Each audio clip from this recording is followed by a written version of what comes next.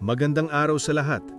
Bago natin simulan ang kwento ng isang disipulo na tahimik ngunit malakas ang pananampalataya, please follow and subscribe para mas marami pa tayong maibahagi tungkol sa inspirasyon, pananampalataya at paglakad kasama ang Diyos.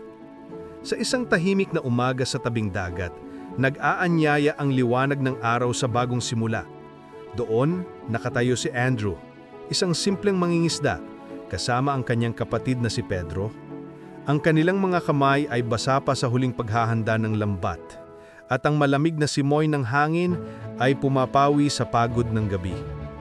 Habang abala sa kanilang gawain, may dumaan na isang lalaki, si Jesus, na may kaloob na kakaibang kapayapaan at kagalakan.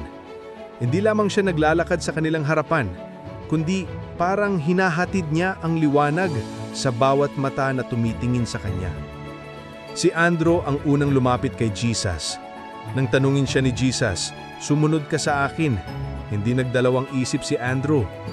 Hindi siya agad nakakita ng dahilan, kundi ang kanyang puso ay tumugon sa simpleng katotohanan. May misyon siya na hindi niya pa lubos na nauunawaan.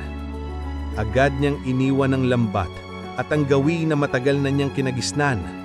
Ang simpleng hakbang na iyon ay puno ng tapang at pagtitiwala. Hindi niya iniwan ang kanyang pamilya o kapatid.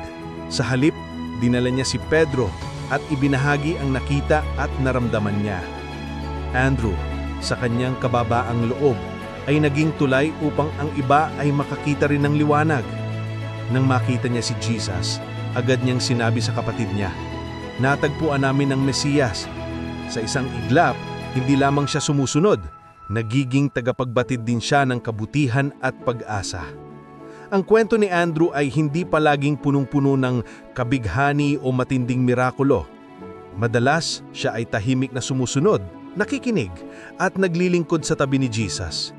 Ngunit sa kanyang tahimik na paraan, ipinapakita niya na ang tunay na pananampalataya ay hindi tungkol sa ingay o kasikatan. Sa bawat hakbang kasama si Jesus, natutunan ni Andrew ang kahalagahan ng kababaang loob. Nakita niya kung paano tinutulungan ng Panginoon ang mga may pangangailangan, paano siya tinuturuan ng halimbawa ng pag-ibig, at paano ang simpleng tawag ng isang tao ay nagbubukas ng pintuan para sa iba. Hindi naglaon, si Andrew ay naging instrumento sa pagbabahagi ng mabuting balita.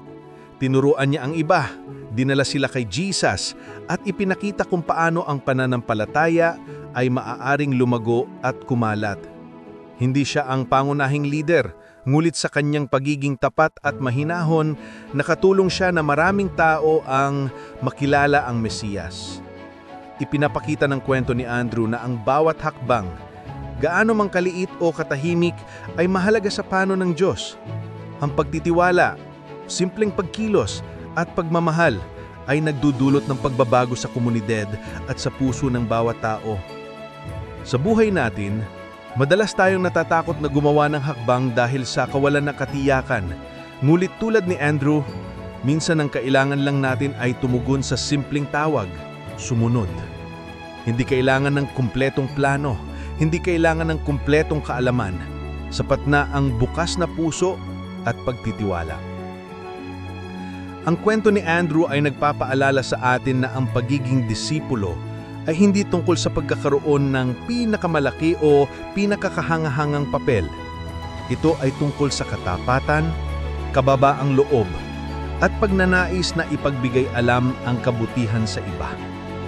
Maraming salamat sa pakikinig ng kwento ni Andrew, ang disipulo na tahimik ngunit makapangyarihan sa kanyang pananampalataya, pagmamahal at kababaang loob. Nawa ay ma-inspire tayo na maging tulad niya, handang sumunod, magbahagi, at maglakad sa liwanag ng Diyos sa bawat araw. Kung nais mo pang marinig ang ganitong kwento at pagnanilay, please follow and subscribe. Nandito tayo upang samahan ka sa bawat hakbang ng iyong spiritual na paglalakbay.